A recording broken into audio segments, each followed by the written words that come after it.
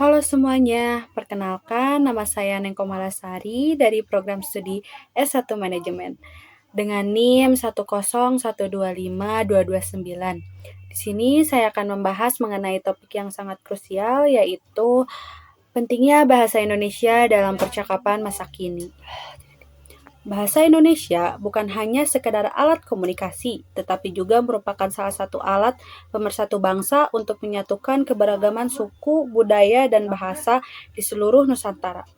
Namun, di era digital ini, bahasa Indonesia sering terabaikan dan tercampur-campur dengan bahasa lain, terutama di kalangan anak muda.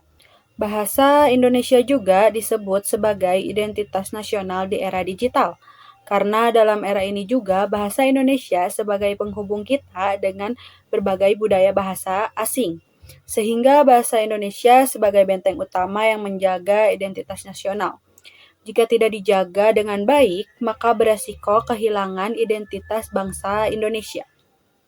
Kemampuan berbahasa Indonesia yang baik juga memungkinkan kita untuk tetap terhubung dengan budaya-budaya lokal, serta dapat beradaptasi dengan mudah dan cepat. Lalu, sebagai alat untuk dapat beradaptasi dengan dunia internasional, menguasai bahasa asing memang bagus, tetapi jangan sampai membuat kita melupakan kebanggaan terhadap bahasa ibu kita sendiri. Kecakapan bahasa Indonesia baik juga membantu kita untuk membangun koneksi dengan orang lain menjadi lebih baik, baik dalam lingkungan sosial, akademik, ataupun dengan lingkungan profesional. Keterampilan dalam berbahasa Indonesia yang baik menjadi salah satu keterampilan utama yang dibutuhkan di berbagai profesi. Penggunaan bahasa Indonesia yang jelas dan efektif membuat kita lebih mudah dipahami dan dihargai dalam lingkungan profesional, seperti dalam dunia kerja. Karena dalam dunia kerja membutuhkan kecakapan berbahasa yang baik agar pesan dapat disampaikan dengan jelas dan profesional. Pada saat ini, media sosial menjadi salah satu platform utama kita untuk dapat saling berkomunikasi. Tapi sayangnya, pengguna bahasa Indonesia di media sosial seringkali tidak terjaga, karena banyak generasi muda yang sering menggunakan bahasa campuran atau menggunakan singkatan-singkatan yang sulit untuk dipahami.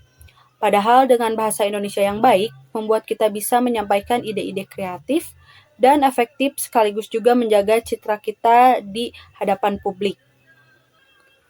Bahasa Indonesia juga merupakan sarana kita dalam dunia pendidikan, seperti dalam buku ilmiah, tulisan ilmiah, jurnal ilmiah, dan karya sastra.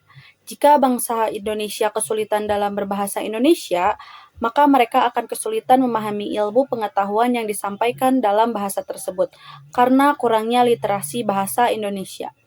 Menghargai bahasa Indonesia sama halnya dengan menghargai diri sendiri dan bangsa.